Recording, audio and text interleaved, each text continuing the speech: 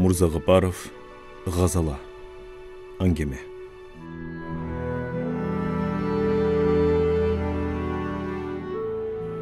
Ошондо мен канча жашта болдум экен?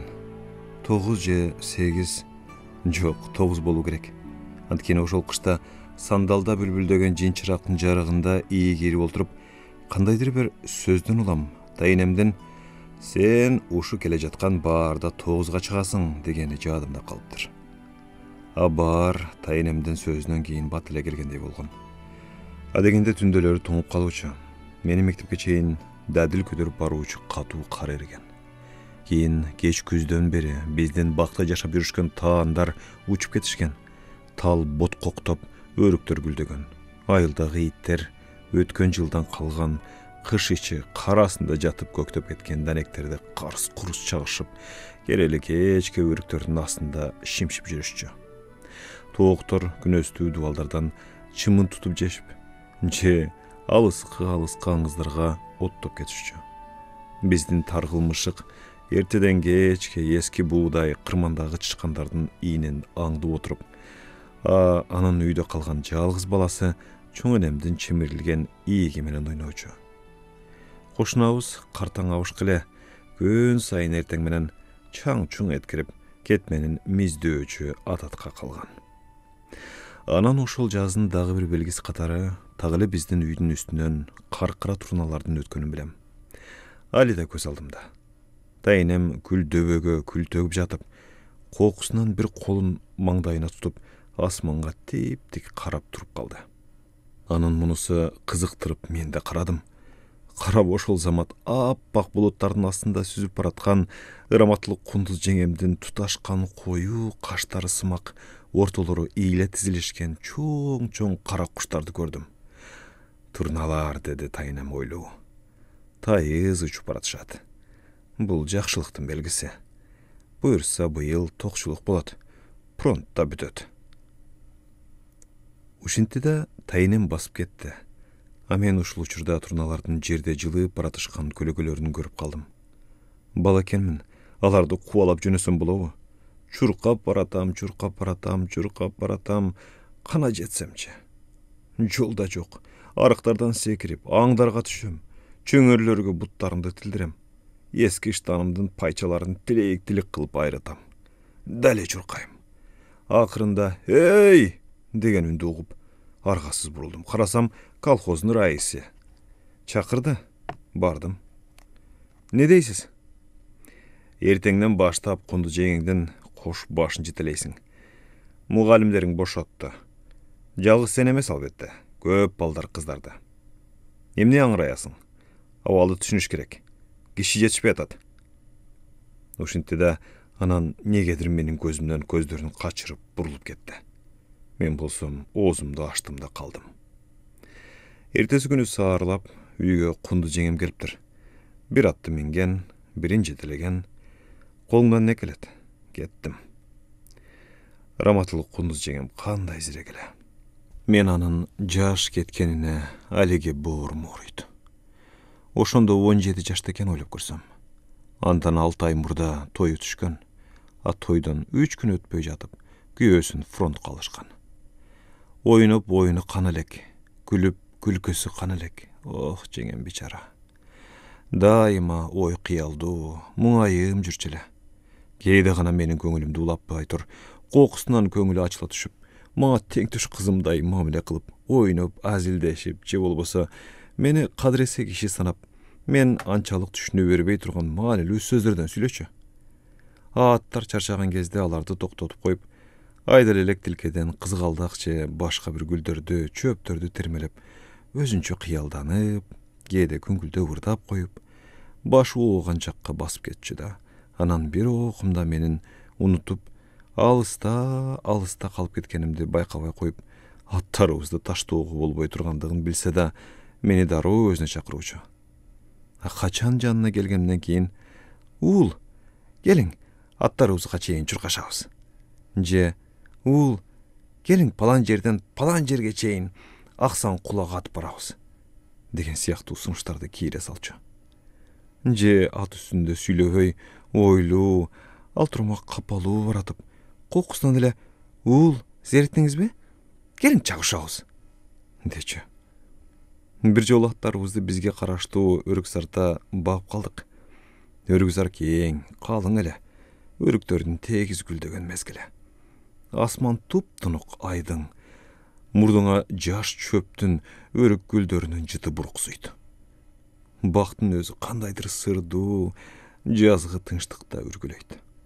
Биз күндөгүдөй эле аттарыбыздын жанында түнөө үчүн төшөнчүлөрүбүздү ала келгенбиз. Жеңем адатынча экөөбүздүн тең төшөгүбүздү салды. Кийин ар кимибиз өз төшөгүбүздүн үстүнө чечинбей эле жата кеттик. Бири-бирибизге сүйлөбөй кыялга баттык. Ошентип көпкө жаттык. Бир окумда жеңем «Уул, уул» деп калды. «Аха, жүрүң жашынмак ойнойбуз». Мен көптөн бери ойнобогондуктан жашынмакты сагынып калган элем. Кубанып кетип, ордуман ырыгып турдум. Биз көпкө ойнодук. Экөөбүздүн деги абдан көңүлүбүз көтөрүлдү. Бирок бир жолу мен жашынсам, жеңем негедир издебей койду. Күтөм жок.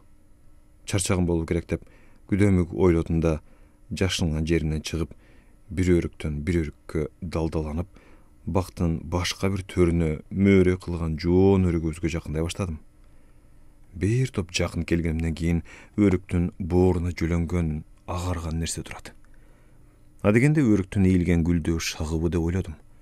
Жакшыраак карасам, жеңем алыстан айланып келди да, «Тфу» деп кыйкырып жатып, өрүккө түкүрүп койду. Кийин жеңемдин маңдайына өтүп, «Аха, жеңе, кармалдыңызбы? Кармалдыңызбы?» деп аны табалай баштадым. Бирок жеңем кыймылдабайт да, унчукпайт.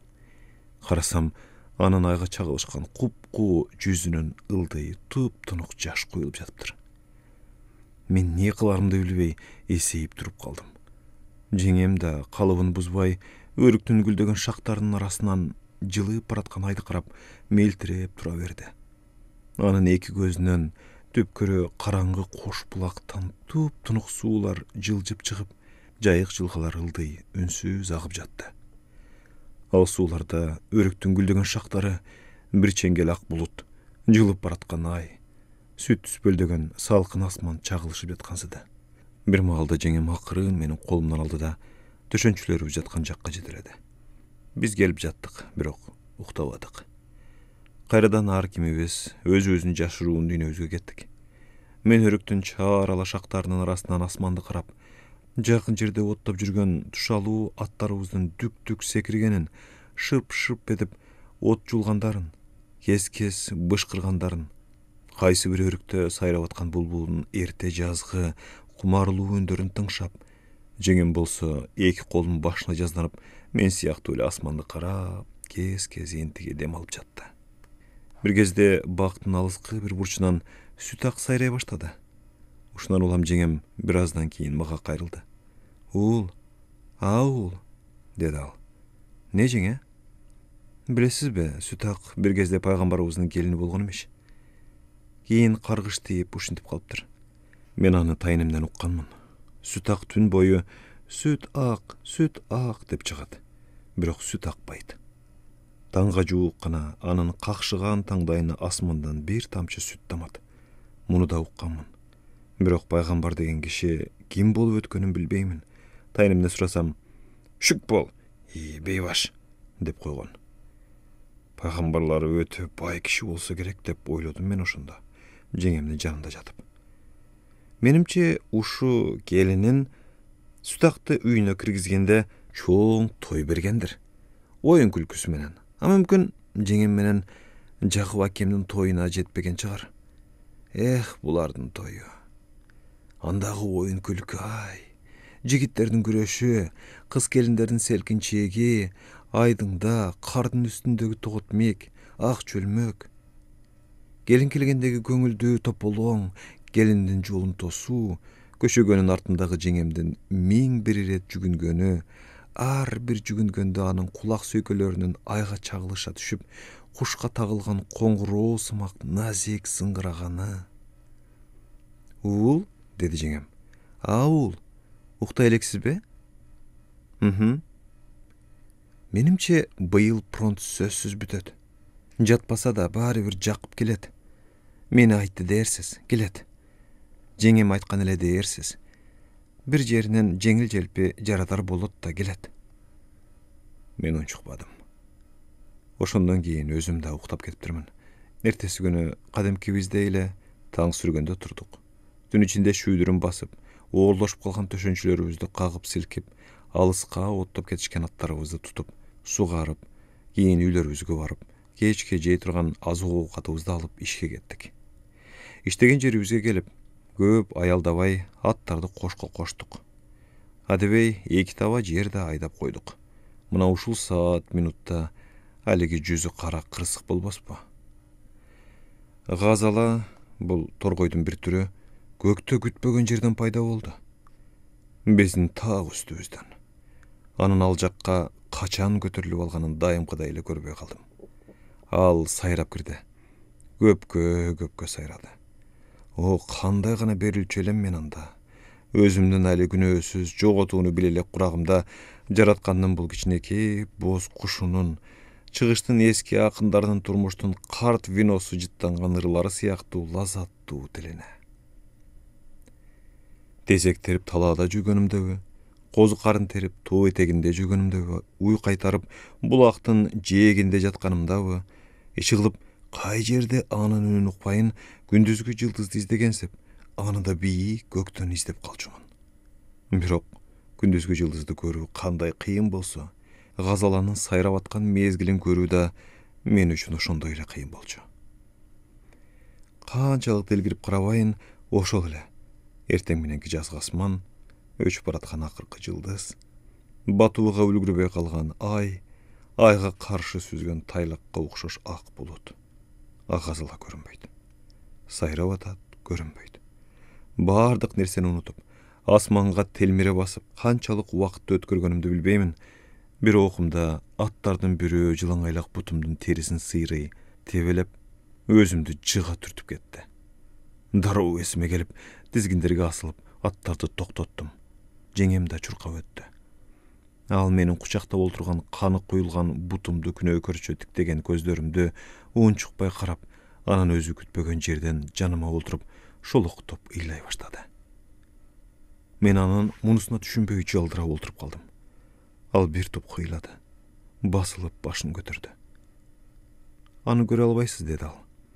Газала жакка ишарат кылып, негедир жылмаюуга аракеттенип. Анын бар болгону ыры. Ырларын уксаңыз жетишет. А билесизби ал эмнелер үчүн ырдайт?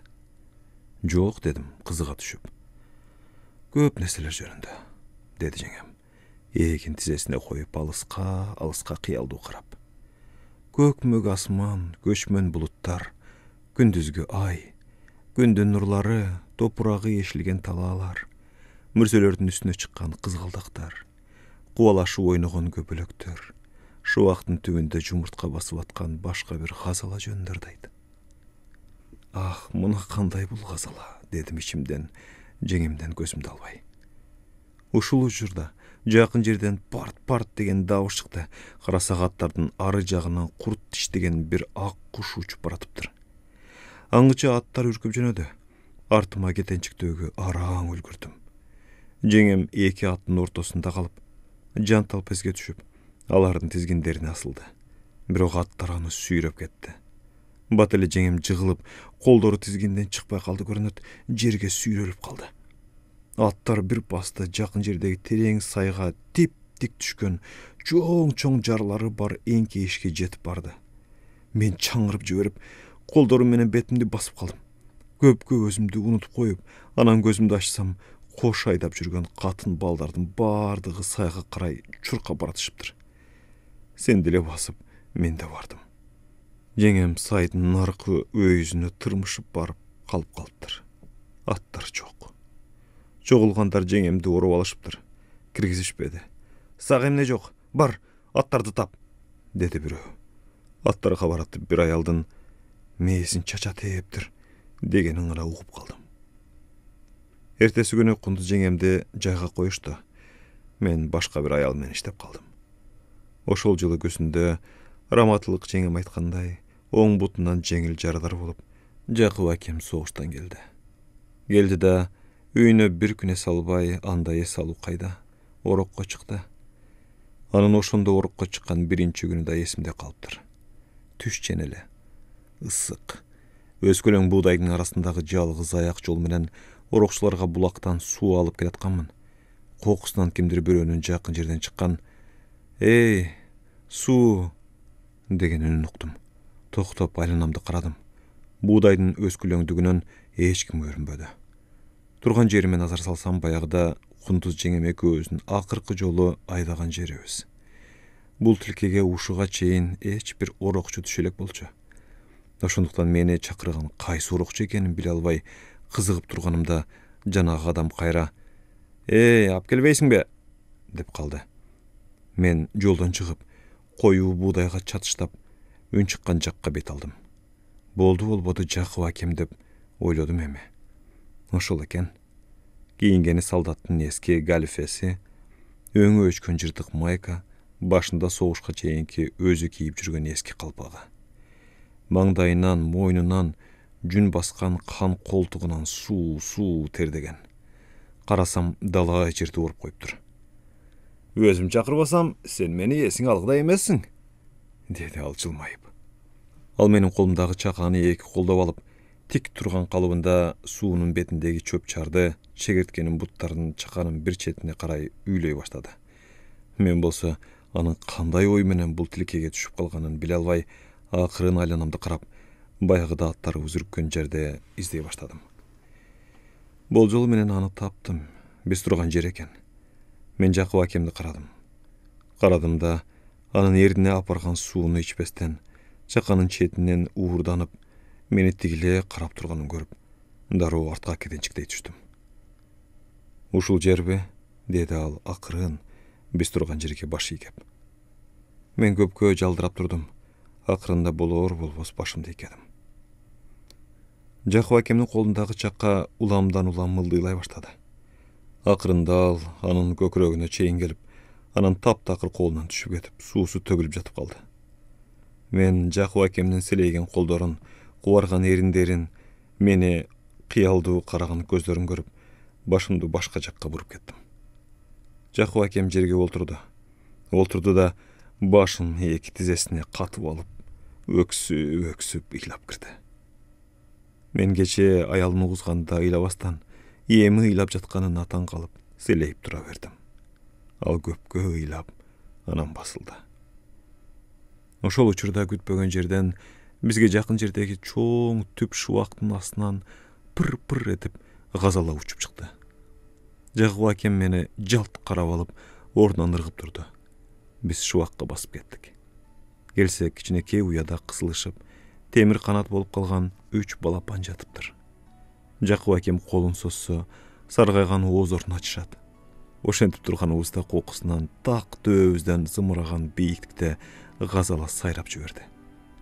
Ал баягы эле мен ар бир кайрыгына чейин жаттап алган, бирок адамдардын тили менен эч айтып бергес, уксаң кайырмагыңды балык тарткандагыдай, кандайдыр сүйкүмдүү күч менен жүрөгүңдү бүлүк тарткан күүлөрүн чалып кирди. Жакып акем акырын ордунан турду да, оң колун маңдайына тутуп, газаланы издей баштады. Ал асманды карап көпкө турду. Деп энтиге дем алып, мага бурулду. «Өлгөндөр кандай шортуу», деди ал. Мен бул жолу анын жүзүнөн кейгендик эмес, кандайдыр толкунданууну сезип, көңүлүм көтөрүлө түштү. Ошондон кийин гана кургак чакамды кыйчылдатып алып, буудайдын оор баштарынын беттеримди чапкылаганына карабастан, көкүрөгүмдү кыса баштаган кандайдыр кубаныч менен булакка кеттим. Газала болсо дале сайрабат.